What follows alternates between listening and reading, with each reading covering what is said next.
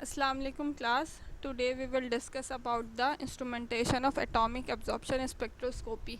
In the previous class we have discussed about the introduction of atomic absorption spectroscopy, in which we have discussed that atomic absorption spectroscopy can be used for the quantitative purpose of metal and metalloids in a mixture sample with high precision and accuracy. क्या बताया हमने कहा कि एक mixture sample में एक single compound की high accuracy और प्रिसीजन की आप इजीली क्वांटिफिकेशन परफॉर्म कर सकते हैं with the help of atomic absorption spectroscopy. Atomic absorption spectroscopy नाम से भी जाहिर है कि हमने एटम फॉर्म में एलिमेंट की एनालिसिस करनी है. तो एटम में कन्वर्ट करने के लिए क्या किया जाता है, आप एक एटोमाइज़र यूज़ करते हैं जिसकी वजह से आप एलिमेंट को फ्लेम प्रोवाइड करके उसको सबसे पहले उसका जो एलिमेंट सोल्यूशन है उसका जो सॉल्वेंट है उसको वेपराइज करते हैं, जिसकी वजह से आपके पास सॉल्ट फॉर्म ऑफ एलिमेंट बचता है और वो salt form of element convert होता है गैसियस फॉर्म में, and which gaseous form will be converted into a neutral atomic form which will be used for the analysis of that particular element. That is the basic principle of atomic absorption spectroscopy. हमने फिर discuss किया था कि कैसे mixture में आप single element की quantification perform कर सकते हैं without getting interference from other element. के हर एलिमेंट एक स्पेसिफिक वेवलेंथ पे एब्जॉर्बेंस शो करता है, तो आप उस पर्टिकुलर वेवलेंथ की एब्जॉर्बेंस को नोट करके दैट पर्टिकुलर कंपाउंड की क्वांटिफिकेशन परफॉर्म कर सकते हैं without getting interference from other elements. ये सबसे बड़ा एडवांटेज है एटॉमिक एब्जॉर्प्शन स्पेक्ट्रोस्कोपी का कि आपको कोई सैम्पल प्री ट्रीटमेंट नहीं ज़रूरत है कि आप पहले मिक्सचर में से अपना पर्टिकुलर कंपाउंड को सेपरेट करें और देन उसकी क्वांटिफिकेशन करें. इसकी वजह से आप एटॉमिक एब्जॉर्प्शन ईजीली मिक्सचर में यूज़ कर सकते हैं जिसमें सैम्पल प्री ट्रीटमेंट नहीं रिक्वायर्ड है. आज हम डिस्कस करेंगे एटॉमिक एब्जॉर्प्शन स्पेक्ट्रोस्कोपी की इंस्ट्रूमेंटेशन के किस तरह से उसका इंस्ट्रूमेंट वर्क करता है. इंस्ट्रूमेंट का जो नाम है वो है एटॉमिक एब्जॉर्प्शन स्पेक्ट्रोमीटर.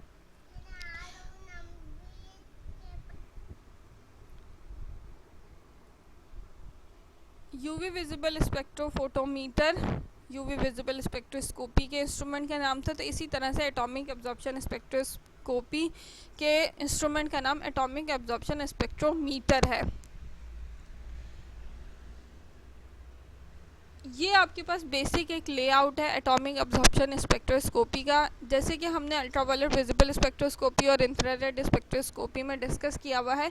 बेसिक जो आपका प्रिंसिपल है इसके भी इंस्ट्रूमेंट का वो भी उनके जैसा ही है. वैसे ही हमारे पास इसमें एक लाइट सोर्स है, वैसे ही हमारे पास सैंपल होल्डर होगा, फिर उसी तरह से मोनोक्रोमेटर होगा, देन डिटेक्टर होगा, और देन हमारे पास सिर्फ इसमें कहाँ मेन डिफरेंस आ रहा है क्योंकि हमने यहाँ पे एलिमेंट को एनालाइज करना है in the form of its atomic form. तो वो एटॉमिक फॉर्म में जो कन्वर्जन का जो प्रोसीजर है वो एटोमाइज़र में परफॉर्म किया जाता है. ये जो पूरा पार्ट है ये flame, slit burner, mixing chamber, condensate, sample flow, fuel gas, oxidising gas, ये पूरे पार्ट को एटोमाइज़र कहलाता है. ये क्या कहलाता है, ये एटोमाइज़र कहलाता है.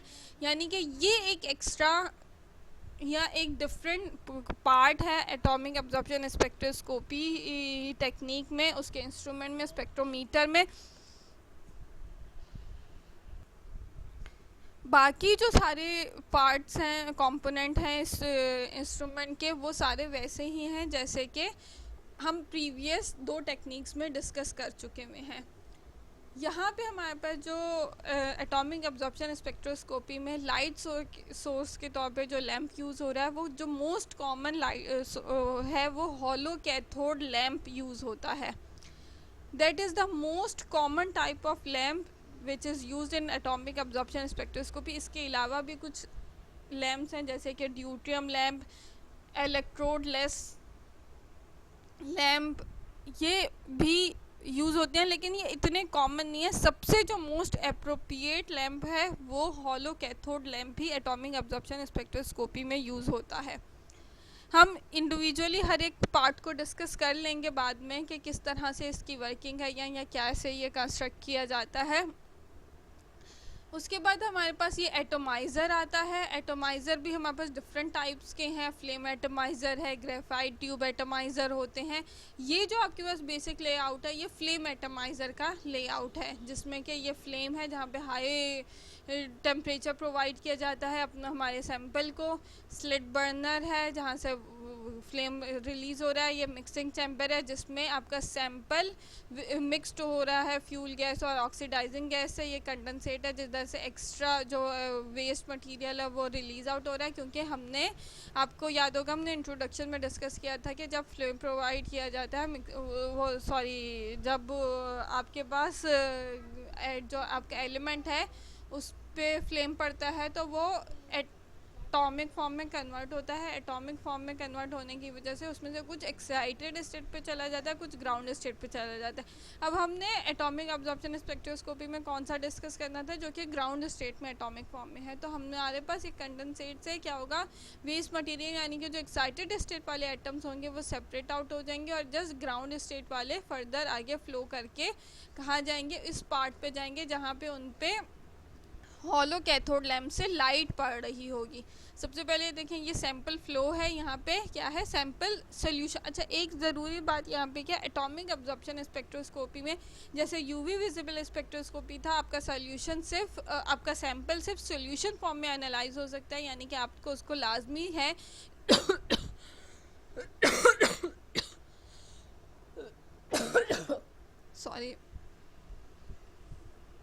सॉरी यूवी विजिबल स्पेक्ट्रोस्कोपी में जैसे है कि आपके पास जो आपका सैंपल है वो लाजमी in the form of liquid हो, यानी कि वो किसी सॉल्वेंट में डिजॉल्व होकर लिक्विड फॉर्म में कन्वर्ट हो, अदरवाइज सॉलिड फॉर्म में या गैस फॉर्म में एनालाइज नहीं हो सकता यूवी विजिबल स्पेक्ट्रोस्कोपी में। जबकि उसके बरक्स आईआर में इंफ्रारेड स्पेक्ट्रोस्कोपी में हमने डिस्कस किया था कि आपके पास सॉलिड, लिक्विड, गैस, सॉल्यूशन हर फॉर्म में आपका सैंपल एनालाइज हो सकता है। इसी तरह से एटॉमिक अब्जॉर्प्शन स्पेक्ट्रोस्कोपी में भी जस्ट क्या है, लिक्विड फॉर्म में ही आपका सैंपल एनालाइज हो सकता है, यानी कि जो एलिमेंट्स लिक्विड फॉर्म में कन्वर्ट हो सकते हैं, यानी कि उनका अप्रोप्रिएट सॉल्वेंट मौजूद है।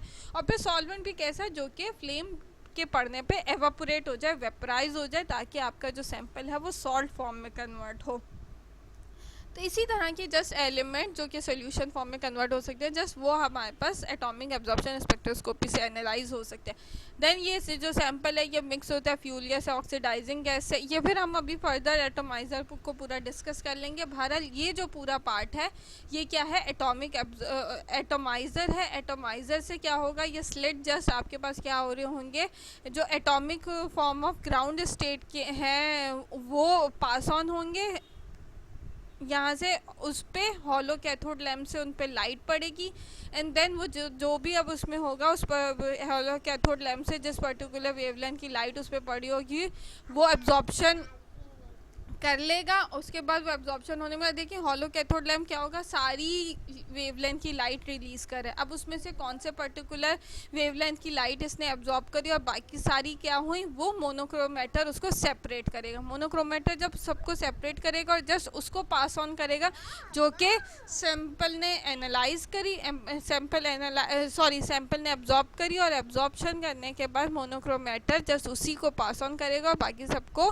क्या कर देगा, ब्लॉक कर देगा। और फिर क्योंकि हमारे पास डिटेक्टर पे कौन सी वेवलेंथ पड़नी चाहिए, जस्ट वो जो कि हमारी इंटरेस्ट की वेवलेंथ है, वरना क्योंकि डिटेक्टर के पास ये एबिलिटी नहीं है कि वो डिस्टिंग्विश कर सके कि कौन सी वेवलेंथ की एब्जॉर्प्शन हो रही है या उस पर, तो जो वेवलेंथ जाएगी वो जाके उसको डिटेक्ट कर लेगा और फिर डिटेक्टर आपके पास इंडिकेटिंग डिवाइस यानी कि उसको रीड आउट में कन्वर्ट करके आपको आपकी स्क्रीन पर शो कर देगा। ये एक बेसिक लेआउट है किसका, आपका एटॉमिक एब्जॉर्प्शन स्पेक्ट्रोस्कोपी का। अगर हम इसको इंडिविजुअली इसके एक एक पार्ट को डिस्कस कर लेते हैं तो जिससे आपको ये थोड़ा और ज़्यादा क्लियर हो जाएगा। सबसे पहले है हमारे पास लाइट सोर्स। लाइट सोर्स में हमने डिस्कस किया कि कौन सा light source most common use होता है, हॉलो कैथोड लैम्प यूज़ होता है। नाम से भी क्या जाहिर है, हॉलो यानी कि अंदर से खाली है, कैथोड लैम्प यानी कि कैथोड एनोड और कैथोड, इसमें दो पार्ट होंगे, लेकिन नाम इसका हॉलो कैथोड लैंप लिया जाता है। क्यों? क्योंकि अच्छा एक और बात जो है हमारे पास एटॉमिक एब्जॉर्प्शन स्पेक्ट्रोस्कोपी में क्या एक थोड़ा डिसएडवांटेज यह है कि हर पर्टिकुलर एलिमेंट का एक स्पेसिफिक लाइट सोर्स होगी। जैसे कि अब ये बात है कैसे आपको समझाती हूँ मैं, ये देखें, ये है हॉलो कैथोड लैंप, ग्लास का एनवलप है, क्वार्ट्ज और पायरेक्स विंडो, ये विंडो है, ये ऊपर जो ये पूरा है ये ग्लास का एनवलप है। अब इस पे दो हैं, एनोड और कैथोड है। यूजुअली जो एनोड होता है वो टंगस्टन वायर का एनोड होता है, टंगस्टन वायर का एनोड है। जो कैथोड है वो कैथोड क्या है, hollow cathode coated with element same as analyte. For example आप सोडियम की क्वांटिफिकेशन करने जा रहे हैं तो इस पे कैथोड पे क्या होगा, कैथोड कोटेड होगा सोडियम से ही, ताकि सोडियम की ही पर्टिकुलर वेवलेंथ की लाइट रिलीज हो। Across the anode cathode potential develop होगा जिसकी वजह से वेवलेंथ रिलीज होगी। तो हम क्या बात कर रहे थे, हम कह रहे थे कि जैसे फॉर एग्जांपल आप सोडियम की क्वांटिफिकेशन करने जा रहे हैं तो यहाँ पे कैथोड पे सोडियम की ही कोटिंग की जाएगी, ताकि जो जिस स्पेसिफिक वेवलेंथ पे सोडियम एब्जॉर्प्शन देता है तो जस्ट वो वाली पर्टिकुलर वेवलेंथ की लाइट इसमें से रिलीज हो। अब इसकी वजह से हमारे पास जिस स्पेसिफिक एलिमेंट की आपने क्वांटिफिकेशन करनी है उसका सबके अलग अलग लैंप जो हैं हॉलो कैथोड लैंप डिज़ाइन किए जाते हैं, क्योंकि सबका कैथोड अलग होगा। एनोड तो ठीक है सबका सेम है, टंगस्टन वायर एनोड है, लेकिन कैथोड सबका डिफरेंट होगा। फॉर एग्जांपल आप पोटेशियम की एनालिसिस करने जा रहे हैं तो फिर आपके लैंप पे क्या होगी, पोटेशियम की कोटिंग होगी। आप फॉर एग्जांपल कैल्शियम की एनालिसिस करने जा रहे हैं तो फिर आपके कैथोड पे क्या होगी, कैल्शियम की कोटिंग होगी।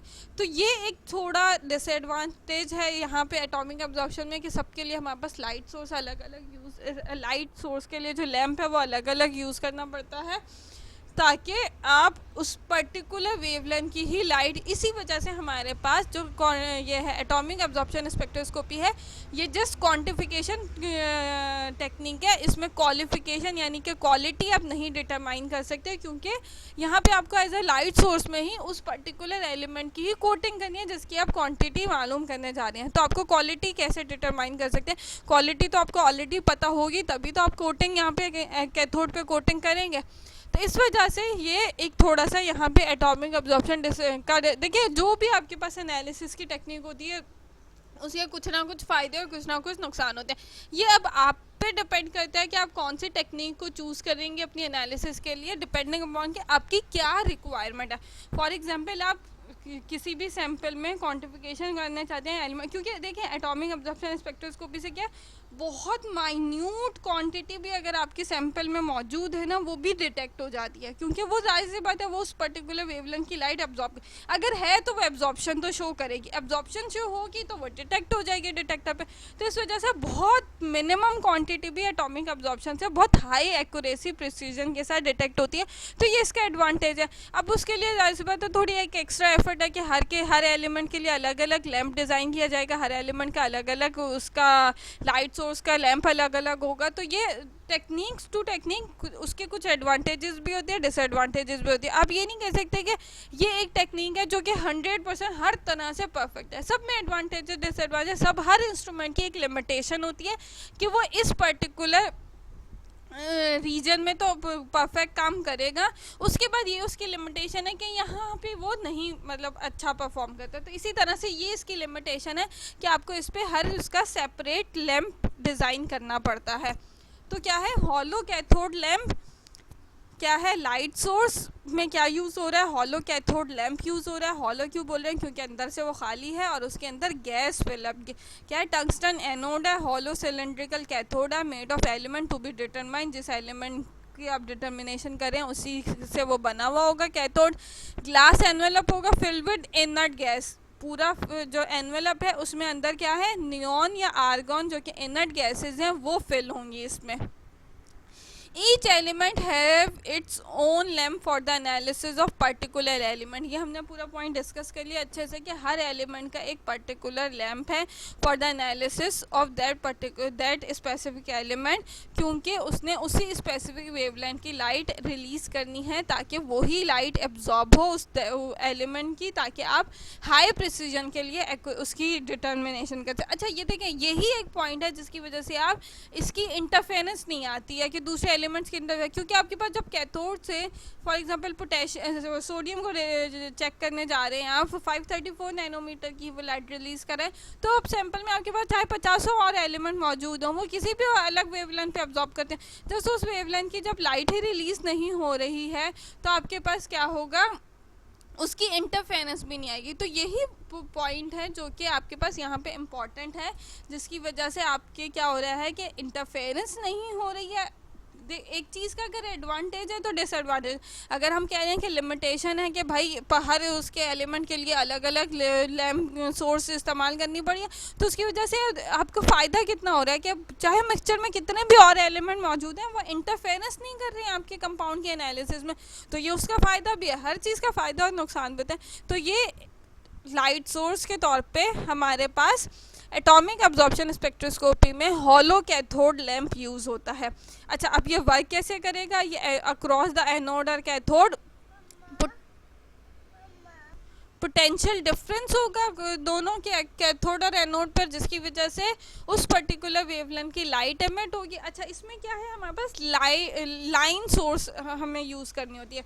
लाइन सोर्स और कंटिन्यूस सोर्स में क्या फ़र्क होता है, आपको याद होगा जब हम ultraviolet visible spectroscopy discuss कर रहे थे तो उसमें हमारे पास कंटिन्यूस स्पेक्ट्रम था कि हम कह रहे थे कि हमें एक कंप्लीट वेवलेंथ की रेंज की फॉर एग्जांपल 200 से 800 तक की कंप्लीट वेवलेंथ का कंटिन्यूस स्पेक्ट्रम मिले, यानी कि उसमें अलग अलग लाइंस, यानी कि पर्टिकुलर वेवलेंथ की अलग अलग लाइन आ रही है। जबकि एटॉमिक अब्जॉर्प्शन स्पेक्ट्रोस्कोपी में क्या होता है, लाइन सोर्स यूज होती है, लाइन LINE, लाइन सोर्स इस्तेमाल करनी है, यानी कि ऐसी सोर्स इस्तेमाल करनी है जो कि अलग अलग वेवलेंथ की लाइन रिलीज करे, जो कि लाइन सोर्स कहलाती है, यानी कि हर पर्टिकुलर वेवलेंथ की अलग अलग रेडिएशन एमिट हो रही होती है, जो इसको कहते हैं लाइन सोर्स। अगर एक सीरीज में यानी कि कंटिन्यूस उसमें 200 से 800 तक कंटिन्यूस स्पेक्ट्रम रिलीज होता जा रहा है, वो कंटिन्यूस सोर्स कहलाएगा। और एक उसमें जैसे वो 234, 236, 238, 240 इस तरह से अलग अलग लाइन रिलीज हो रही हैं अब इंडिविजुअल वेव्स की वेवलेंथ की, तो वो लाइन सोर्स कहलाती है। तो एटॉमिक अब्जॉर्प्शन स्पेक्ट्रोस्कोपी में हमारे पास क्या यूज़ करना है, हमने लाइन सोर्स इस्तेमाल करनी है, तो क्योंकि हमारे पास हर एक एलिमेंट की पर्टिकुलर वेवलेंथ है और हमने जस्ट वही पर्टिकुलर वेव, हमने कोई उसको कंप्लीट स्कैन नहीं करना है कि इसको कंप्लीट सारी यूवी विजिबल रेडिएशन सारी इस पे लाइट पड़ती रहे, जिस भी पर्टिकुलर एक वेवलेंथ पे वो एब्जॉर्प्शन शो करे, ठीक है, वहाँ पे लैम्डा मैक्स ले लिए। इस तरह से यहाँ पे नहीं हो रहा है। यहाँ पे जैसे आपको एक पर्टिकुलर वेवलेंथ चाहिए क्योंकि आपको क्वालिटी मालूम है, उसकी जस्ट क्वांटिटी मालूम करनी है, आपको 534 नैनोमीटर की लाइन एक चाहिए जो कि जस्ट 534 नैनोमीटर की हो। तो इस वजह से हमारे पास ये कैथोड और एनोड में ये इस वजह से कैथोड आपके पास उस पर्टिकुलर एलिमेंट से कोटेड होता है ताकि उसी पर्टिकुलर वेवलेंथ की लाइट रिलीज हो। ये लाइन सोर्स के तौर पे एक्ट करता है। आई होप ये आपको हॉलो कैथोड लैम्प अच्छे से क्लियर हो गया होगा। नेक्स्ट हमारे पास हमने अगर देखें कि हॉलो कैथोड लैम्प के बाद हमारे पास क्या है, एटोमाइज़र है, यानी कि एटोमाइज़र में जो आपका एलिमेंट है वो एटॉमिक फॉर्म में कन्वर्ट होगा और उस एटॉमिक फॉर्म में ये लाइट सोर्स पड़ेगी और फिर वो एब्जॉर्प्शन शो करेगा। तो ये लाइट सोर्स हमने डिस्कस कर ली। देन हमारे पास है एटोमाइज़र। एटोमाइज़र क्या है, element need to be analyse must be converted to its atomic form. Atomiser का क्या काम है, यानी कि जिस एलिमेंट को हम एनालाइज करने जा रहे हैं वो लाजमी है कि वो उस अपने एटॉमिक फॉर्म में कन्वर्ट हो by exposing to high temperature by flame और ग्रेफाइट फर्नेस। एटोमाइज़र का काम क्या है, यानी कि एटॉमिक फॉर्म में कन्वर्ट कैसे होगा, हाई टेम्परेचर से एक्सपोज करेंगे आइदर बाय फ्लेम और ग्रेफाइट फर्नेस। ये दो एक क्या बोलूँगी मैं प्रोमिनेंट टाइप्स हैं एटोमाइज़र की।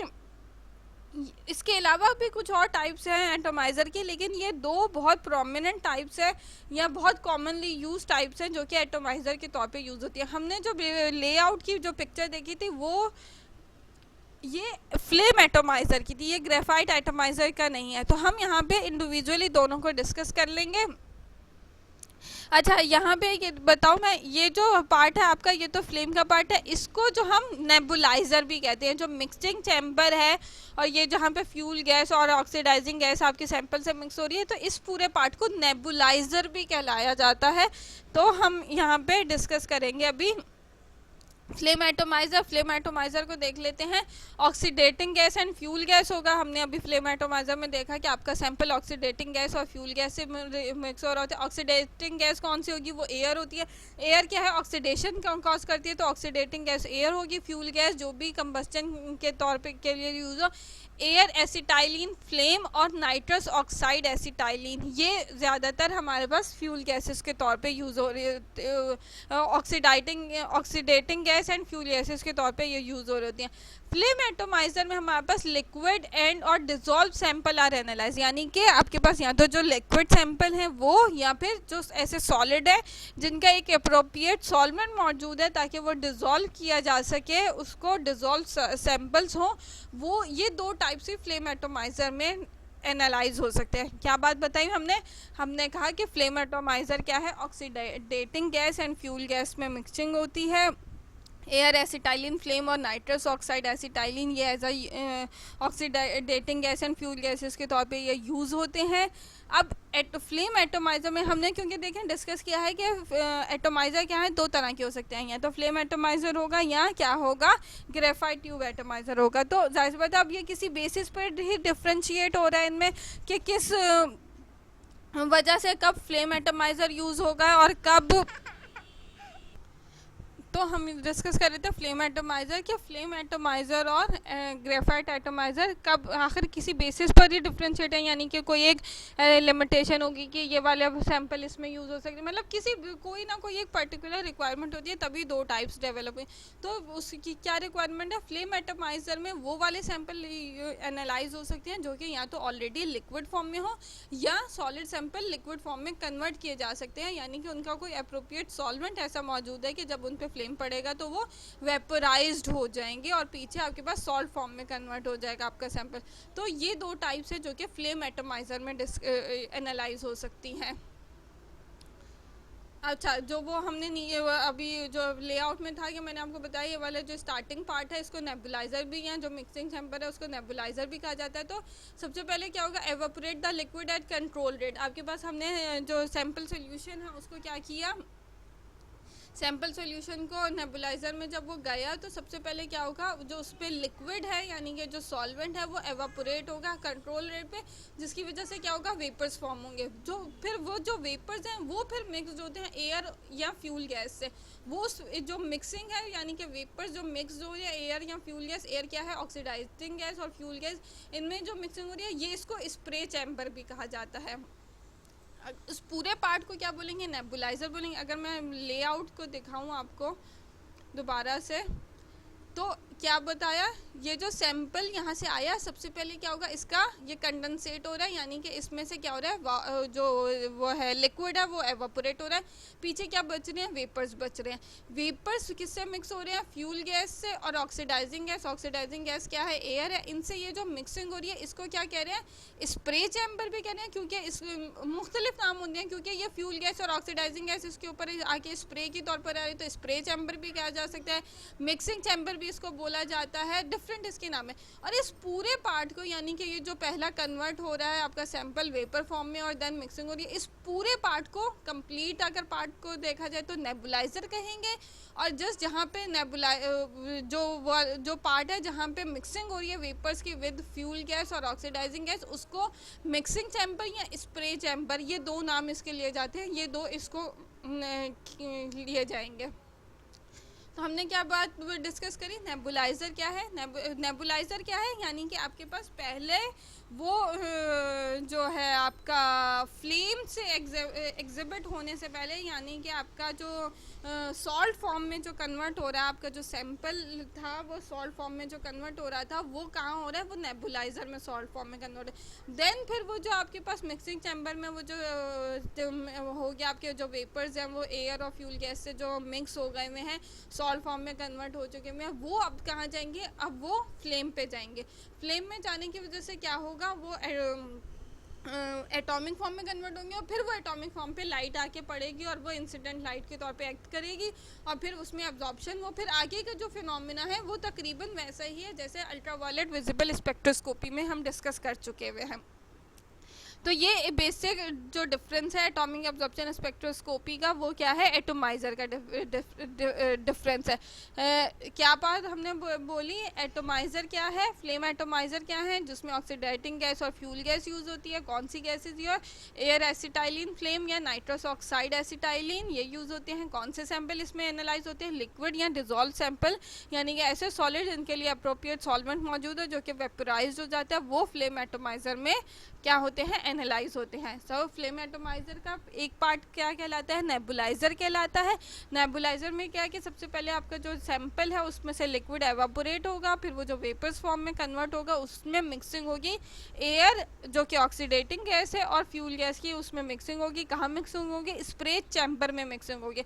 और इस पूरे जो conversion of sample into a vapours form and then mixing with the fuel gas and air gas, इस पूरे पार्ट को क्या कहते हैं, नेबुलाइज़र। देन फिर ये नेबुलाइजर से ये जो मिक्स्ड आपका जो मिक्सचर है ये कहाँ जाएगा, ये फ्लेम पे जाएगा। तो फ्लेम से क्या होगा, वो फ्लेम उस पर आके पड़ेगा तो वो एटॉमिक फॉर्म में कन्वर्ट होगा और उसमें से कुछ एक्साइटेड हो जाएगा, कुछ ग्राउंड स्टेट होगा। एक्साइटेड आपके पास वेस्ट में चला जाएगा और जो ग्राउंड स्टेट है उसको आप एनालाइज कर लेंगे। अच्छा, दूसरी टाइप जो हमने एटोमाइज़र की बताई थी वो थी graphite tube atomiser. Graphite tube atomiser क्या है, उसमें क्या होता है, फर्नेस यूज़ होता है जो कि कोटेड है ग्रेफाइट के मटेरियल से। फर्नेस क्यों यूज़ करें, क्योंकि हाई टेम्परेचर हमने प्रोवाइड करना है। तो हमारे पास क्या है, फर्नेस जो कि कोटेड है ग्रेफाइट से, वो यूज़ होता है। सैंपल डिपोजिट होगा ग्रेफाइट कोटेड ट्यूब पे और देन फिर वो हीट किया जाता है और वेपराइज किया जाता है atomise to atomise the sample. अब ग्रेफाइट ट्यूब में हमने क्या बोला, हमने बोला कि अच्छा ये थोड़ी सी मॉडिफिकेशन हुई जिसकी वजह से आपके पास क्या हो रहा है, सैंपल डिपॉजिट यानी कि उसको ऊपर फैलाया गया किसके ऊपर, ग्रेफाइट कोटेड ट्यूब के ऊपर और देन उसको हीट किया गया ताकि वो वेपराइज्ड हो जाए और एटोमाइज्ड उसमें आ जाए, यानी कि उसमें जो भी सॉल्वेंट था वो वेपराइज हो जाए, उसमें एवापोरेट हो जाए सारा और आपके पास एटोमाइज्ड हो जाए, एटॉमिक फॉर्म में कन्वर्ट हो जाए। अच्छा, ये जो मैंने अभी जो डिस्कस किया था कि भाई एटॉमिक एब्जॉर्प्शन स्पेक्ट्रोस्कोपी में आपके पास लिक्विड सैंपल जस्ट एनालाइज हो सकते हैं। तो जो फ्लेम एटोमाइज़र है उसमें तो जस्ट लिक्विड सैंपल यूज़ हो सकते हैं। अब हमने बोला कि देखें जो एटोमाइज़र को जो थोड़ा मॉडिफाई किया गया, तो ये जो मॉडिफाइड एटॉमिक एब्जॉर्प्शन स्पेक्ट्रोस्कोपी में उसमें क्या है कि ये यहाँ पे आपके पास क्या हो सकता है, सेमी सॉलिड के फॉर्म में भी जो होंगे, यानी कि जिसमें थोड़ा बहुत लिक्विड होगा, वो वाले सैंपल्स भी क्या हो जाते हैं, ग्रेफाइट ट्यूब एटोमाइज़र से एनालाइज हो जाते हैं। फ्लेम एटोमाइज़र के लिए तो क्या ज़रूरी था कि लाजमी बात है कि वो कंप्लीट लिक्विड सॉल्यूशन हो तो ही फ्लेम एटोमाइज़र से वो एनालाइज होंगे। ग्रेफाइट ट्यूब, ये जो हमने डिफरेंस बोला, मैं जो बोल रही थी कि आखिर क्या वजह थी कि दो टाइप के एटोमाइज़र बनाए गए या अलग अलग टाइप के हैं, तो वो ये एक बेसिक एडवांसमेंट आई थी कि हर इंस्ट्रूमेंट जब बनता है तो उसमें टाइम टू टाइम एडवांसमेंट होती रहती है, उसमें आपकी रिक्वायरमेंट के हिसाब से कि कैसी कैसी आपकी रिक्वायरमेंट है, क्या आपकी फर्दर उसमें ज़रूरत है, तो उस हिसाब से साइंटिस्ट उसमें मॉडिफिकेशन करते रहे। तो लेटेस्ट जो इंस्ट्रूमेंट हैं उनमें ग्रेफाइट ट्यूब एटोमाइज़र भी यूज़ हो रहा है, जिसकी वजह से आपके पास क्या है, सेमी सॉलिड, या अगर बोला जाए कि सॉलिड, कंप्लीट सॉलिड तो नहीं लेकिन समहाउ सॉलिड, सेमी सॉलिड, इस तरह के सैंपल भी क्या होंगे, ग्रेफाइट की कोटेड किया जाएगा, ग्रेफाइट ट्यूब पे कोटेड किया जाएगा, उनको डिपॉजिट किया जाएगा और देन उसको हीट किया जाएगा to convert to vaporised and atomise the sample. अब इसमें क्या है कि इसमें हीट कैसे किया जाता है, high current power supply provide की जाती है। फ्लेम एटोमाइज़र में क्या था, हाई फ्लेम, यानी कि फ्लेम के थ्रू हाई टेम्परेचर प्रोवाइड किया जा रहा है। यहाँ पे कैसे हीट करें, अब current, high current power supply, यानी कि बहुत हाई इंटेंसिटी की पावर करंट की पावर सप्लाई होती है, जिसकी वजह ग्रेफाइट ट्यूब पे, जिसकी वजह से वो सैंपल हीट होता है और वो वेपराइज होता है और एटोमाइज्ड फॉर्म में होता है। ये ग्रेफाइट ट्यूब एटोमाइजर और फ्लेम एटोमाइजर का डिफरेंस है। फ्लेम एटोमाइजर में मैंने क्या बताया, फ्लेम यूज हो रहा है to provide the high temperature, जबकि ग्रेफाइट ट्यूब में क्या है, high current power supply use हो रही है फॉर द ग्रेफाइट ट्यूब की हीटिंग, ताकि आपका जो सैंपल है जो डिपॉजिट किया गया है ग्रेफाइट कोटेड ट्यूब पे, वो आपका वेपराइज्ड हो और एटमाइज्ड हो, ताकि वो आपका एटॉमिक एब्जॉर्प्शन स्पेक्ट्रोस्कोपी में उसकी एनालिसिस परफॉर्म की जा सके।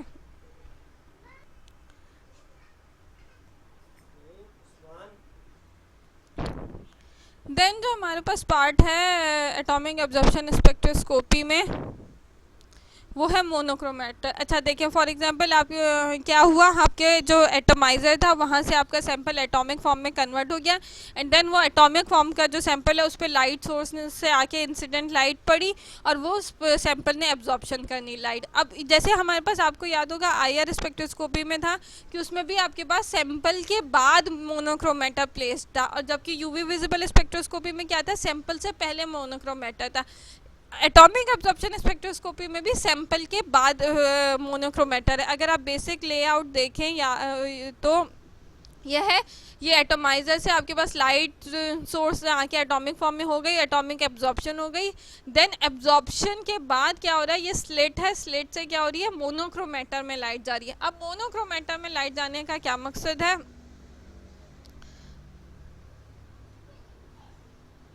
आपके पास क्या हो रहा है, ये बहुत इंपॉर्टेंट पार्ट है, क्योंकि आपने क्या करना है, जो आपकी जो वो है मोनोक्रोमेटर क्या करती है, पॉलीक्रोमेटिक लाइट से मोनोक्रोमेटिक लाइट यानी कि एक पर्टिकुलर वेवलेंथ में। अच्छा, हमारे पास एटॉमिक एब्जॉर्प्शन में प्रिज्म का मोनोक्रोमेटर यूज होता है। आपको याद होगा हमने यूवी विजिबल में डिस्कस किया था, या तो ग्रेटिंग है या प्रिज्म है, तो हमारे पास क्या है, एटॉमिक एब्जॉर्प्शन में प्रिज्म का मोनोक्रोमेटर यूज होगा, जिसकी वजह से क्या होगा, जो आपकी लाइट सोर्स से आ रही है। अच्छा देखिए, हमने डिस्कस किया कि भाई पर्टिकुलर उसी का कैथोड यूज़ करते हैं ताकि उसी स्पेसिफिक की लाइंस हो, लेकिन उसके बावजूद हमारे पास क्योंकि एनोड भी है, अक्रॉस द वो पोटेंशियल होता है, और समहाउ कुछ अनवांटेड लाइट भी इमिट हो जाती है लाइट सोर्स से, क्योंकि वो कैथोड लैंप है, ठीक है, सोडियम कोटेड है, लेकिन पोटेंशियल डिफरेंस उसमें कुछ ना कुछ एरर कॉज हो सकता है अनवांटेड लाइट आपके पास हो जाए। अब क्या है, वो लाइट तो आके चल, ठीक है, इमिट हो गई लाइट सोर्स है,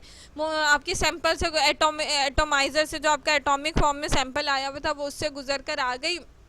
अब क्या हुआ, ठीक है, वो अनवांटेड लाइट आपके सैंपल ने तो एब्जॉर्ब नहीं करी, एब्जॉर्प्शन तो वो सैंपल जो वही स्पेसिफिक लाइट की ही करेगा जो कि उसको जिस पे वो एब्जॉर्प्शन देता है। उसके अलावा जो अदर लाइट होगी वो अगर ट्रांसमिट होकर फर्दर आगे आके डिटेक्टर पे चली जाती है तो वो उससे आपके पास क्या होगा, प्रिसीजन आपका जो रिजल्ट है वो इफेक्ट करेगा।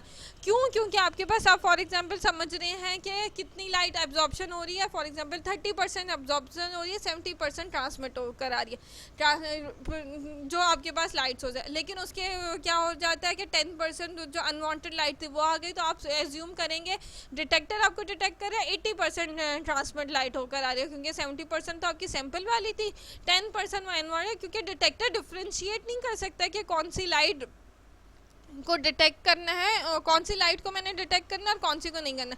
तो इसलिए बिफोर टू द डिटेक्टर आपने मोनोक्रोमेटर प्लेस करते हैं, ताकि मोनोक्रोमेटर क्या करेगा, जस्ट उसी पर्टिकुलर वेवलेंथ की लाइट को आगे पास ऑन करेगा, ताकि separate the single wavelength so that specific element can be quantified in the presence of other element, ताकि क्या हो, आपके पास उस एक स्पेसिफिक वेवलेंथ। अच्छा, ये तो बात ही हॉलो कैथोड लैंप की। उसके अलावा मैंने आपको बताया कि ड्यूट्रियम लैंप भी यूज़ होता है, उसके बाद इलेक्ट्रोड लेस लैंप भी यूज़ होते हैं, तो उसमें तो आपके पास उस पर्टिकुलर वेवलेंथ की लाइट नहीं रिलीज़ हो रही, उसमें तो ड्यूट्रियम लैंप में तो आपके पास हर लाइन्स की स्पेक्ट्रम रिलीज़ हो रहा है, तो उसमें तो भी तो हमेशा, इसलिए जो बेसिक जो लेआउट है उसमें मोनोक्रोमेटर लाजमी प्लेस्ड होता है।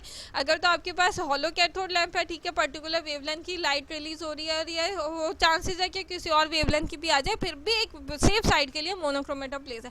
लेकिन उसके अलावा अगर दूसरे लैंप है, जैसे ड्यूटल लैंप है या कोई और लैंप यूज़ है जिसमें ऐसा नहीं है कि उसी पर्टिकुलर वेवलेंथ की ही लाइट आ रही है, उसमें और भी वेवलेंथ की लाइंस आ रही हैं, तो फिर मोनोक्रोमेटा क्या करेगा, पॉलीक्रोमेटिक लाइट को सेपरेट करेगा इन मोनोक्रोमेटिक लाइट, और उस पर्टिकुलर वेवलेंथ की लाइट को जस्ट पास ऑन करेगा जो कि आपके सैंपल की, जिस पे आपने उसको सेट किया हुआ है, जिस पे आपका सैंपल एब्जॉर्प्शन शो करता है, ताकि आपकी जस्ट वही वाली लाइट आगे पास ऑन होके डिटेक्टर पे जाए, ताकि इंटरफेरेंस ना कॉज हो फ्रॉम द अदर एलिमेंट्स।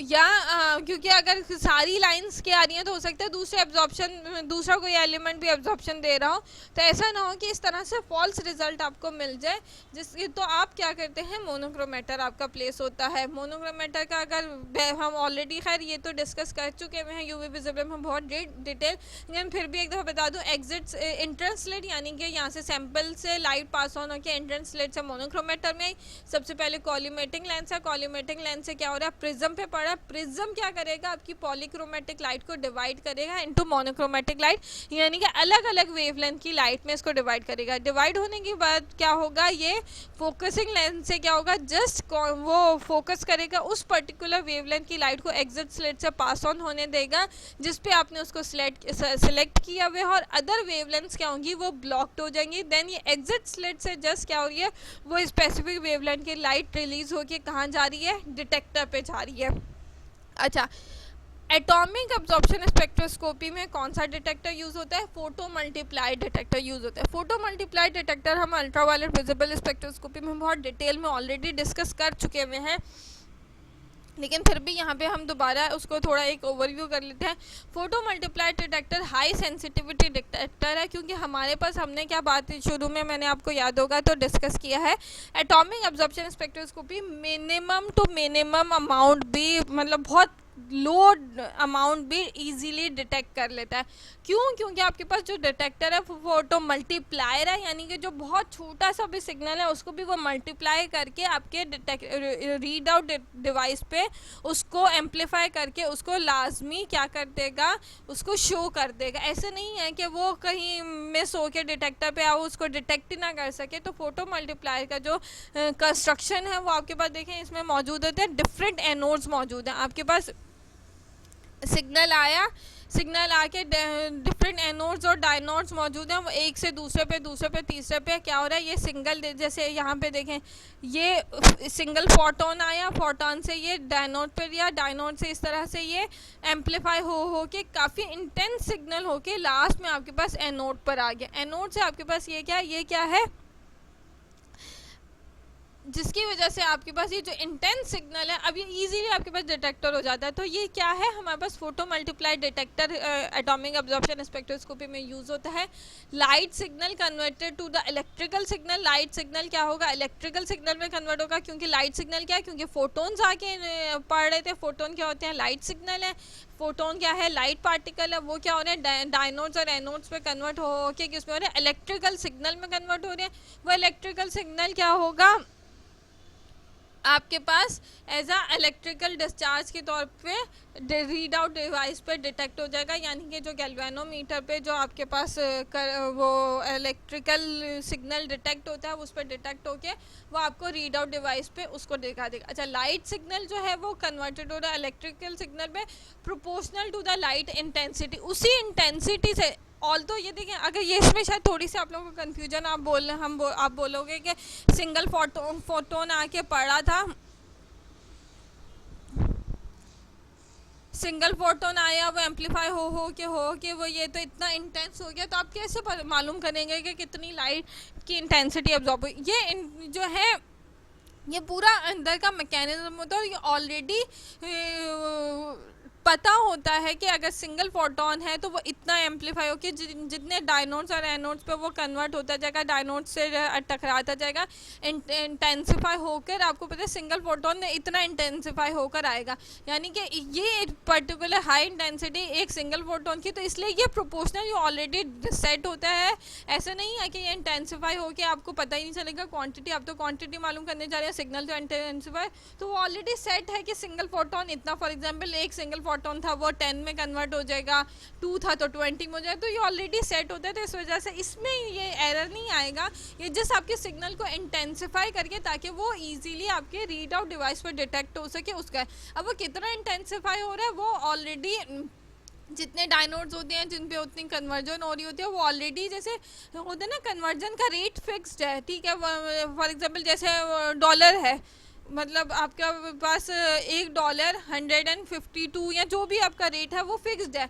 अब आपके पास आप बोलो कि भाई मैंने तो, मुझे तो कैसे पता चलेगा कि भाई ये कितना वो आया, मैंने तो $1 दिया था तो ये कितने रुपए बने, तो वो तो कन्वर्जन का रेट फिक्स्ड है, तो वो उस पर कन्वर्जन करके उसमें एरर नहीं आ सकता। अब बोलो आप क्वांटिफिकेशन करने जा रहे थे, हमें तो पैसे मालूम करने थे, मैंने तो $10 दिया, मुझे क्या पता कितने पैसे बनेंगे, वो तो इंटेंसिफाई हो जाता है। तो इसलिए जो इंटेंसिफाई होने का उसका जो कन्वर्जन का रेट है वो तो फिक्स्ड है ना, तो इसलिए आप उसको जस्ट मल्टीप्लाई करके उसको मालूम कर सकते हो। और अगर उसको वापस से डिवाइड कर दे तो आपको सिंगल उसका मालूम हो जाएगा कि आपके पास प्राइम जो डॉलर थे वो कितने थे। तो इसी तरह से ये जो मल्टीप्लिकेशन है ये जस्ट इसलिए है कि आपके पास डिटेक्टर पे डिटेक्ट हो सके, ताकि अगर आपके पास सिंगल फोटोन की भी एब्जॉर्प्शन हुई है तो वो भी आपके पास क्या हो, इजी हाई एक्यूरेसी के साथ आपके डिटेक्टर पर डिटेक्ट हो। ये आपके पास था पूरा एटॉमिक एब्जॉर्प्शन स्पेक्ट्रोस्कोपी का इंस्ट्रूमेंट। आई होप इंस्ट्रूमेंट की सारी वर्किंग क्लियर हो गई होगी। इंस्ट्रूमेंट में कुछ डिफरेंस नहीं है, जैसे आपके अल्ट्रावायलेट विजिबल स्पेक्ट्रोस्कोपी का था, जैसे इंफ्रारेड स्पेक्ट्रोस्कोपी का था, इसी तरह से एटॉमिक एब्जॉर्प्शन स्पेक्ट्रोस्कोपी का है।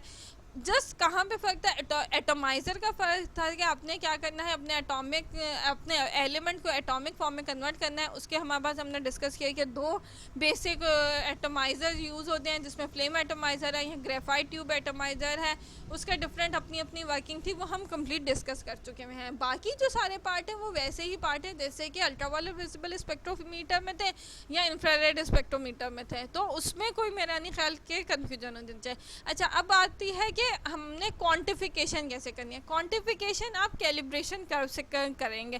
कैलिब्रेशन कर्व हम अल्ट्रावायलेट विजिबल स्पेक्ट्रोस्कोपी में भी ऑलरेडी कर चुकी हूँ और मैं आपको एक प्रैक्टिकल भी इसका करा चुकी हूँ, लेकिन फिर भी मैं यहाँ पे थोड़ा सा आपको दोबारा से ओवरव्यू दे दूँ। आप क्या करते हैं, it is use to calibration curve is use to determine the concentration of sample. अब क्या करेंगे, फॉलो क्या करता है, एब्जॉर्प्शन का फिनोमिना है तो बेयर्स लॉ फॉलो करेगा। आप क्या करोगे, एटॉमिक एब्जॉर्प्शन स्पेक्ट्रोस्कोपी से हर एक डिफरेंट कंसंट्रेशन का सैंपल लेके उसका एब्जॉर्बेंस नोट करते हुए ये कैलिब्रेशन कर्व डेवलप कर लिया आपने। अब कैलिब्रेशन कर्व डेवलप कर लिया, अब उसके बाद फॉर एग्जांपल कोई भी एक अननोन सैंपल था, उसमें आपने उसको एटॉमिक एब्जॉर्प्शन स्पेक्ट्रोस्कोपी से उसके एनालिसिस कर ली और उसकी एब्जॉर्बेंस आ गई। फॉर एग्जांपल जैसे ये देखें, एब्जॉर्बेंस लिखी हुई है 283.3 नैनोमीटर पे। ये किसी एक पर्टिकुलर एलिमेंट की एब्जॉर्बेंस की वेवलेंथ होगी। हमने उस पर्टिकुलर एलिमेंट की हर डिफरेंट कंसंट्रेशन पे, जैसे 0, 0.2, 0.4, 0.6, 0.8 या 1 मिलीग्राम पर लीटर के सॉल्यूशंस की हमने उसकी एब्जॉर्बेंस नोट करते गए और ये हमने कैलिब्रेशन के एक्स एक्सिस पे कंसंट्रेशन और वाई एक्सिस पे एब्जॉर्बेंस को प्लॉट करके ये स्ट्रेट लाइन, यानी कि जैसे जैसे कंसंट्रेशन बढ़ रही है वैसे वैसे एब्जॉर्बेंस बढ़ रही है। बेयर्स लॉ फॉलो कर रहा है कि concentration is directly proportional to the absorbance. ये कैलिब्रेशन कर्व डेवलप कर लिया फॉर दिस पर्टिकुलर वेवलेंथ, जो कि किसी एक पर्टिकुलर एलिमेंट की एब्जॉर्बेंस की वेवलेंथ है। अब आपने उस पर सैंपल को किसी अननोन मिक्सचर में आपने उसको क्वांटिफाई करना है, तो आप क्या करेंगे, उसको आपने एनालाइज कर लिया। फॉर एग्जांपल उसकी एब्जॉर्बेंस आ रही है 0.02, तो अगर आप इसको 0.02 के अगेंस्ट आते जाएं यहाँ से आए तो ये अराउंड 0.8 मिलीग्राम पर लीटर की कंसंट्रेशन है, जिससे आप डिटेक्ट कर लेंगे कि इसमें इतनी क्वांटिटी मौजूद है इस पर्टिकुलर सैंपल में। या इसके अलावा हमने वो अल्ट्रावायलेट विजिबल स्पेक्ट्रोस्कोपी में आपको याद होगा तो क्वांटिफिकेशन करने के लिए फार्मूला भी प्रैक्टिकल जो बताया था तो उसमें हमने वो डेवलप करी थी, रिग्रेशन इक्वेशन डेवलप करी थी, y = mx b तो उससे भी उस इक्वेशन में भी आप इसका स्लोप मालूम कर लें और उसमें जस्ट वैल्यूज़ पुट आउट करें, तो कैलकुलेशन से भी आप पर्टिकुलर अब्जॉर्बेंस के अगेंस्ट उसकी कंसंट्रेशन फाइंड आउट कर सकते हैं। ठीक है, आप ग्राफ से अगर नहीं करना चाहते, उस फॉर्मूले से करना चाहते हैं, तो उस फॉर्मूले से भी कर सकते हैं। वो आप ऑलरेडी अल्ट्रावायलेट विजिबल स्पेक्ट्रोस्कोपी में डिस्कस कर चुके हैं, फिर हमने उसका एक प्रैक्टिकल भी डिस्कस कर लिया था। ये कैलिब्रेशन कर्व है जो कि यूज़ होता है फॉर द क्वांटिफिकेशन, जो कि हमने एटॉमिक एब्जॉर्प्शन स्पेक्ट्रोस्कोपी के लिए। अब ये कैलिब्रेशन कर्व भी हर इंडिविजुअल एलिमेंट के लिए इंडिविजुअल कैलिब्रेशन कर्व डेवलप किया जाता है। ऐसा नहीं है कि एक ही कैलिब्रेशन कर्व सारे एलिमेंट्स को ही क्वांटिफिकेशन, क्योंकि ये जो हर सैंपल की डिफरेंट इंटेंस एबिलिटी होती है एब्जॉर्बेंस की। तो ऐसा नहीं है कि फॉर एग्जांपल अगर 0.2 मिलीग्राम पर लीटर का एक स्पेसिफिक एलिमेंट है, वो 283.3 नैनोमीटर पर 0.01 की फॉर एग्जांपल एब्जॉर्बेंस देता है, अराउंड 0.3 की मिलीग्राम पर लीटर की कंसंट्रेशन पे, तो कोई दूसरा एलिमेंट भी इसी रेंज में एब्जॉर्बेंस देगा, वो उसकी एब्जॉर्बेंस अलग अलग होती है। तो इसलिए हर इंडिविजुअल एलिमेंट का अलग कैलिब्रेशन कर्व डेवलप होगा। हो सकता है कि 0.4 मिलीग्राम पर लीटर कंसंट्रेशन का कोई और सैंपल है, तो वो 2 फॉर जैसे सोडियम है तो वो 543 पे वो 0.03 की एब्जॉर्बेंस दे रहा है, जबकि यहाँ पे तो 0.03 इसकी हाई एक्सट्रीम कंसंट्रेशन यानी कि 1 मिलीग्राम या 1 इसको आगे एक्सप्लोर तो 1.1 मिलीग्राम पर लीटर पे, और दूसरा सैंपल 0.2 मिलीग्राम पर लीटर के सोल्यूशन पे 0.03 की एब्जॉर्बेंस दे रहे हैं। तो इसलिए हर सैंपल की अलग अलग कैलिब्रेशन कर्व कंस्ट्रक्ट किया जाता है। एक कैलिब्रेशन कर्व सारे सैंपल्स के लिए यूज़ नहीं किया जाएगा, हर इंडिविजुअल कैलिब्रेशन कर्व डेवलप होगा और उसकी आप हाई एक्यूरेसी से उसकी क्वांटिफिकेशन परफॉर्म कर सकते हैं। एप्लीकेशन पर अगर हम आ जाएं तो एटॉमिक एब्जॉर्प्शन स्पेक्ट्रोस्कोपी की क्या क्या एप्लीकेशन है। सबसे पहले तो एप्लीकेशन है determination of small amount of element. कोई भी सैंपल है उसकी स्मॉलेस्ट जो क्वांटिटी है वो इजीली एटॉमिक एब्जॉर्प्शन स्पेक्ट्रोस्कोपी से डिटेक्ट हो जाती है। अदरवाइज जो दूसरे इंस्ट्रूमेंट्स हैं उनमें क्या है, एक लिमिट ऑफ डिटेक्शन होती है, ये नहीं कि इस पर्टिकुलर अमाउंट के से कम अगर अमाउंट होगी तो वो डिटेक्ट नहीं होगी।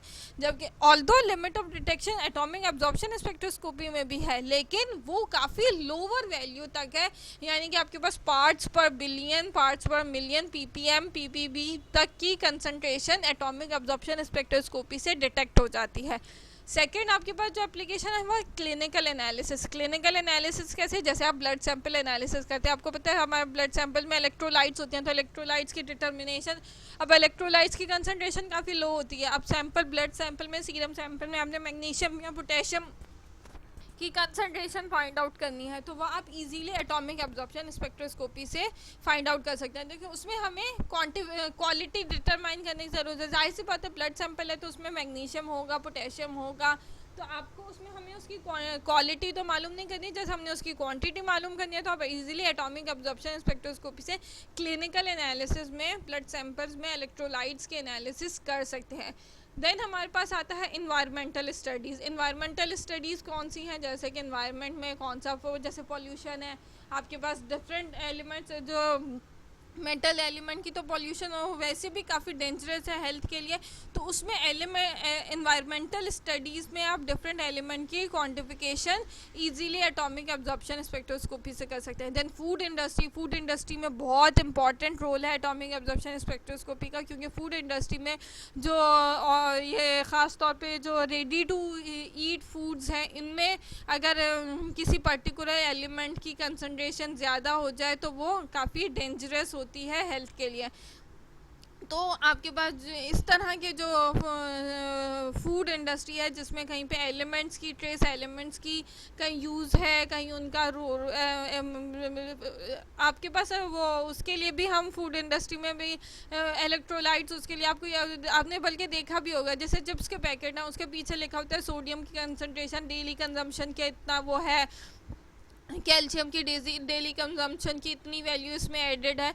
तो वो सारी वैल्यूज़ की क्वांटिफिकेशन के लिए भी फूड इंडस्ट्री में एटॉमिक एब्जॉर्प्शन स्पेक्ट्रोस्कोपी का बहुत इंपॉर्टेंट रोल है, क्योंकि एटॉमिक एब्जॉर्प्शन स्पेक्ट्रोस्कोपी से में बहुत हाई एक्यूरेसी के साथ क्वांटिफिकेशन परफॉर्म की जाती है। अब देखेंगे सारी जो है आपके पास, इसमें क्वालिटी हमें डिटरमाइन करने की ज़रूरत नहीं, हमें जस्ट क्वांटिटी ही रिक्वायर्ड है। क्योंकि आपको जब जैसे हमने बोला ब्लड सैंपल है, आपको पता है मैग्नीशियम होगा, पोटेशियम होगा, तो आपको उसमें क्वांटिटी ही मालूम करनी है। इसी तरह फूड इंडस्ट्री में अगर आपने अपना कोई, जैसे फॉर एग्जांपल किसी में जो भी चीज़ है, अगर कोई नमकीन चीज़ है तो उसमें नमक डाला हुआ है, अब नमक डाला हुआ है तो सोडियम की कंसंट्रेशन है, तो सोडियम की कितनी डेली इंटेक के हिसाब से वो पीछे आपने अक्सर देखा होगा, वो डेली इंटेक की भी वैल्यू दी हुई होती है और पर पैकेट की भी वैल्यू दी हुई होती है। तो वो किससे डिटरमाइन करेगी ये वाला ये वाला पर्टिकुलर एलिमेंट इसमें इतनी कंसनट्रेशन में मौजूद है, तो वो आप एटॉमिक एब्जॉर्प्शन स्पेक्ट्रोस्कोपी से परफॉर्म कर सकते हैं। देन आपके पास है वाटर एनालिसिस। वाटर एनालिसिस भी इसी तरह से बहुत इंपॉर्टेंट है, क्योंकि वाटर में जैसे अभी थोड़ा अर्सा पहले ही मैंने आयोडीन का पढ़ा था कि आयोडीन नहीं, सॉरी, फ्लोराइड की जो आपके पास टॉक्सिसिटी आ रही है वाटर की वजह से, उसकी वजह से काफ़ी जो वो है इस तरह की जो बीमारियां हैं, जैसे वो है जो क्या बोलेंगे, न्यू बॉर्न जो मतलब जो नेक्स्ट जनरेशन जो डेवलप हुई है, वो मदर्स अगर ऐसा वाटर जिसमें हाई फ्लोराइड कंटेंट है, तो उसमें जो नेक्स्ट जनरेशन डेवलप, यानी कि प्रेग्नेंट लेडीज़ अगर हाई फ्लोराइड कंटेंट वाटर का यूज़ करते रहें, तो उसमें जो बच्चे पैदा हो रहे हैं वो लेग डिफॉर्मेशन से पैदा हो रहे हैं। ये WHO की रिपोर्ट है, मेरे ख्याल में 1-2 साल पहले की रिपोर्ट है, कि उन्होंने हाई इसमें थ्रेट रिलीज़ करी थी कि वाटर में फ्लोराइड की कंटेंट को लाजमी मॉनिटर किया जाए, क्योंकि लॉन्ग टर्म में इसमें लेग्स डिफॉर्मेशन का इफ़ेक्ट आ रहा है न्यूबॉर्न्स बेबीज़ में, due to the high fluoride intake of water by the mothers. तो ये वाटर एनालिसिस में भी बहुत इंपॉर्टेंट है कि पर्टिकुलर, क्योंकि वाटर में भी आपने नेस्ले की बॉटल के पीछे भी देखा होगा, उसमें इलेक्ट्रोलाइट्स पूरे लिखे हुए होते हैं कि डेली कंजम्पशन, उसमें भी डेली कंजम्पशन और पर बॉटल की उसमें होता है कि इसमें इतना है। तो इस तरह से वाटर एनालिसिस में भी जो हम ड्रिंकिंग वाटर है, या उसके अलावा भी जो एक्वेटिक लाइफ के लिए भी लाजमी है कि आपके पास हर इलेक्ट्रोलाइट पर्टिकुलर उससे ना बढ़े, वरना एक्वेटिक लाइफ भी डिस्टर्ब होती है। तो इस तरह से वाटर एनालिसिस में भी एटॉमिक एब्जॉर्प्शन स्पेक्ट्रोस्कोपी का बहुत इंपॉर्टेंट रोल है। देन सॉइल एनालिसिस है। सॉइल एनालिसिस आपको पता है कि जैसे कहीं पे भी कंस्ट्रक्शन करनी हो तो भी आपकी सॉइल एनालिसिस की जाती है, या अगर कहीं खेती बाड़ी यानी कि फसल कहीं उगानी है तो भी आपके पास सॉइल एनालिसिस होनी लाजमी है, ताकि ऐसा ना हो कि पता चले उस सॉइल में किसी एक पर्टिकुलर एलिमेंट की या कोई उसमें बहुत ज़्यादा वो है कंसंट्रेशन है, तो वो आपकी फसल को भी पूरा ख़राब कर देगा। या अगर कंस्ट्रक्शन कर रहे हैं तो वो सॉइल में इतनी कैपेसिटी ही नहीं है, क्योंकि अगर देखें सॉइल में भी सारी इलेक्ट्रोलाइट्स का बैलेंस होना लाजमी है, वरना अगर इसमें डिसबैलेंस होगा तो आपकी ज़मीन भी वो हो जाती है, मतलब वो उसमें एबिलिटी नहीं होती। फॉर एग्जांपल जैसे आपने देखा होगा, अब उसको पता नहीं इंग्लिश में तो मुझे नहीं पता क्या कहते हैं, पंजाब साइड पे अक्सर वो होता है कि ज़मीनों पे ऐसे कोनों पे, नहीं पंजाब साइड पे नहीं, यहाँ पे कराची में भी आपने देखा होगा अक्सर घरों में ऐसे कोनों पे वो दीवारों पे ऐसे वो हल्का हल्का नमक सा आया हुआ होता है। तो अब ऐसी जगह पे तो आप मतलब ना तो खेती बाड़ी मतलब ज़्यादा फसल कोई ऐसी उगा सकते हैं, ना ही इवन मतलब कंस्ट्रक्शन में भी काफ़ी उसमें प्रॉब्लम होती है। मुझे इतना आइडिया तो नहीं है, डिटेल आइडिया तो नहीं है, लेकिन मुझे ये ज़रूर है कि उसमें अगर इस तरह की ज़मीन होगी तो उसमें कंस्ट्रक्शन में भी कोई मतलब आता है कि आप उसमें हैवी बिल्डिंग्स नहीं कंस्ट्रक्ट कर सकते हैं, नहीं तो अगर उसमें होंगे तो कुछ ना कुछ ज़मीन में कुछ करना पड़ता है नीचे, वरना आपकी लॉन्ग टर्म्स के लिए मतलब वो नहीं बिल्डिंग उसको वो कर पाएगी, वो ज़मीन उसको नहीं बिल्डिंग को है रख पाएगी। जैसे अक्सर होता है बिल्डिंगें घिर जाती हैं, ज़रा सा ज़लज़ले आते हैं तो उसमें हो जाते हैं ज़लज़ले, खैर हाई इंटेंसिटी के हों तो अच्छी बड़ी इमारतें भी तबाह हो जाती हैं, लेकिन अगर लो इंटेंसिटी की भी हो और ज़मीन में इतनी ताकत ना हो, और वो किस वजह से ताकत मतलब नहीं होगी, वही इलेक्ट्रोलाइट के डिसबैलेंस की वजह से ही होगी, तो वो आपके पास जो उसकी कंस्ट्रक्शन है वो डिसबैलेंस हो जाएगी। तो सॉइल एनालिसिस भी बहुत इंपॉर्टेंट है। And in the last pharmaceutical analysis. Pharmaceutical analysis हमारा टॉपिक भी है, हमारा सब इंटरेस्ट का सब्जेक्ट भी है। और हम क्योंकि फार्मासिस्ट हैं सारे, तो फार्मास्यूटिकल एनालिसिस में भी एटॉमिक एब्जॉर्प्शन स्पेक्ट्रोस्कोपी का बहुत इंपॉर्टेंट रोल है। क्योंकि आपके पास जो भी फॉर एग्जांपल जैसे आपके पास हैं ये मल्टीविटामिन्स हैं, या इसके अलावा और भी जो भी इस तरह की ड्रग्स हैं, जैसे कि ख़ास तौर पे जो हार्ट पेशेंट की ड्रग्स हैं जिनमें सोडियम का, या ब्लड प्रेशर की जो ड्रग्स हैं जहाँ पे आपके पास ये इलेक्ट्रोलाइट्स के डिसबैलेंस होने की वजह से उनकी उसमें हेल्थ पे इफ़ेक्ट आ जाएगा। तो ऐसी सिचुएशन में भी बहुत इम्पॉर्टेंट है कि आपका इलेक्ट्रोलाइट कंटेंट का लाजमी एनालिसिस हो कि उनकी कंसनट्रेशन तो पर्टिकुलर रेंज से नहीं बढ़ रही, उसमें तो कोई इफेक्ट नहीं है। तो ये बहुत इंपॉर्टेंट है फार्मास्यूटिकल एनालिसिस में भी एटॉमिक एब्जॉर्प्शन स्पेक्ट्रोस्कोपी का। अब देखिए तकरीबन हर तरह की फूड में, वाटर में, ज़िंदगी गुजारने के लिए क्या ज़मीन है, पानी है, खाना है, इन्वायरमेंट है, क्लिनिकल एनालिसिस है, हर चीज़ पे ही एटॉमिक एब्जॉर्प्शन स्पेक्ट्रोस्कोपी का रोल है।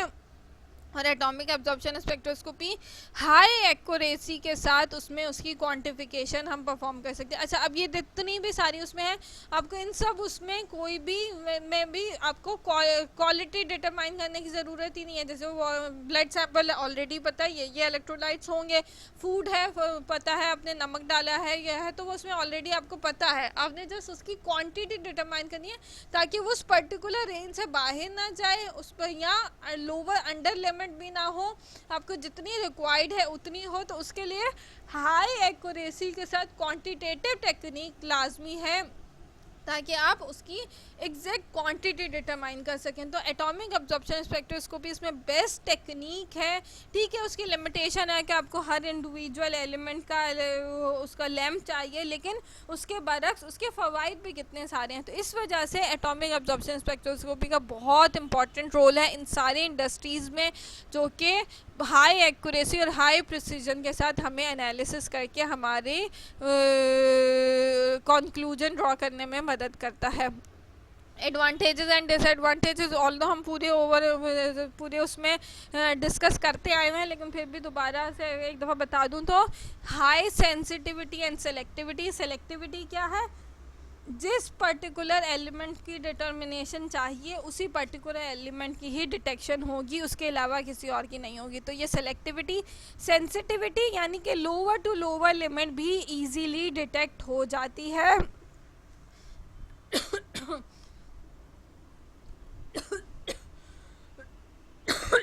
सॉरी, लोअर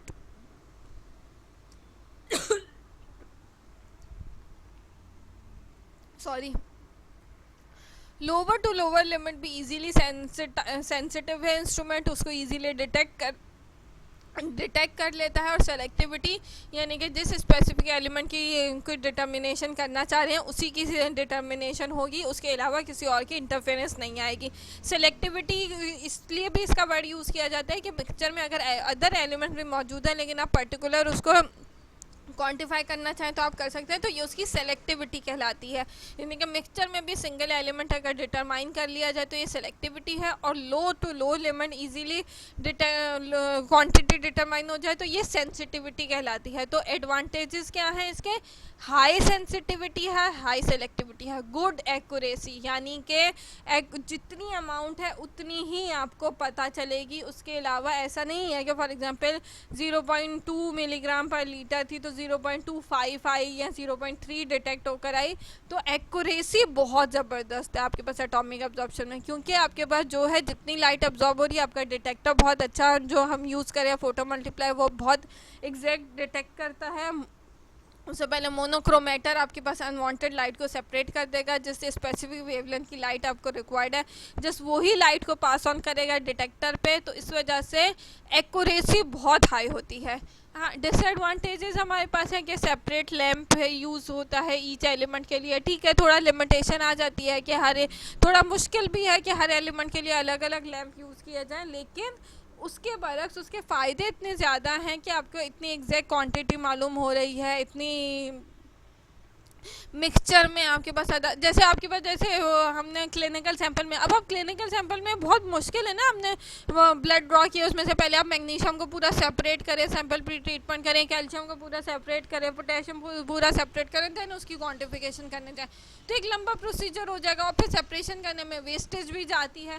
तो इस वजह से in the presence of other element अगर इजीली डिटेक्ट हो जाता है तो ये बहुत बड़ा एडवांटेज है, उसके लिए छोटी लिमिटेशन को एक्सेप्टेबल होता है। तो separate lamp is use for each element, ये थोड़ा डिसएडवांटेज तो नहीं मैं कहूँगी, थोड़ी एक लिमिटेशन कहूँगी, लेकिन उसके बरक्स आपके पास जो एडवांटेजेस हैं, जो उसके फ़वाइद हैं, वो बहुत ज़्यादा हैं। तो हम इसको एक्सेप्ट मतलब क्या बोलेंगे कि इतना बॉदर नहीं करते, हमारे उससे फ़ायदे बहुत ज़्यादा हैं, तो हम अच्छा जो सेकंड है only solutions can be analyse, ये थोड़ा सा मतलब ऐसा पॉइंट है, थोड़ा डिस्प्यूट वाला पॉइंट है।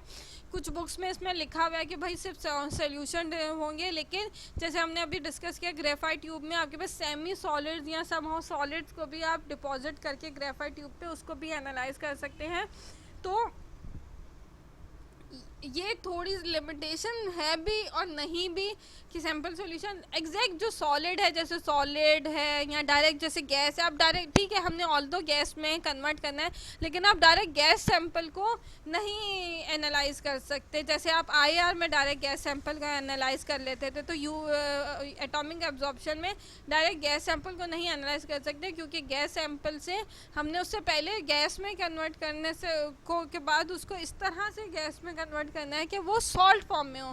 तो डायरेक्ट गैस सैंपल से हम उसको सॉल्ट फॉर्म में नहीं कन्वर्ट कर सकते, ताकि वो आपका जो ऑक्सीडाइजिंग गैस और फ्यूल गैस है उससे मिक्स हो सके। तो इस वजह से ये थोड़ी लिमिटेशन आ जाती है कि कौन सी फॉर्म ऑफ सॉल्यूशन, यानी कि आइदर लिक्विड, सॉलिड और गैस। ये है कि ठीक है सॉल्यूशन बहुत बेस्ट है कि सॉल्यूशन बन जाए तो ही अच्छा एनालाइज होगा। सेमी सॉलिड में भी यह है कि थोड़ा उसमें वेपराइज होने में वो इतना अच्छा वेपराइज, जब सॉल्वेंट कम होता है तो वो इतना अच्छे से वेपराइज नहीं हो पा रहा होता, तो एक थोड़ी लिमिटेशन आ जाती है। लेकिन चलो फिर भी ग्रेफाइट ट्यूब फर्नेस के आने की वजह से यह कि वो एनालाइज हो जाता है, लेकिन समहाउ ये एक थोड़ा पॉइंट है जो कि कंसिडरेबल है, हो सकता है in the long term scientist इसको भी रूल आउट कर लें, लेकिन फ़िलहाल तक ये थोड़ा सा डिबेटेबल क्वेश्चन है कि आइदर सॉलिड इसमें एनालाइज हो सकते हैं कि नहीं हो सकते, और अगर हैं तो वो इतनी ही एक्यूरेसी और प्रिसीजन के साथ एनालाइज होते हैं जिस तरह से सॉल्यूशन सैंपल्स हैं। तो इसमें थोड़ा सा डिस्प्यूट है, otherwise it is the best technique for the quantification of single element in the presence of mixture compound। I hope ये आपका एटॉमिक अब्जॉर्प्शन स्पेक्ट्रोस्कोपी का क्लियर टॉपिक अच्छे से क्लियर हो गया होगा। That's all from today's lecture. Thank you very much.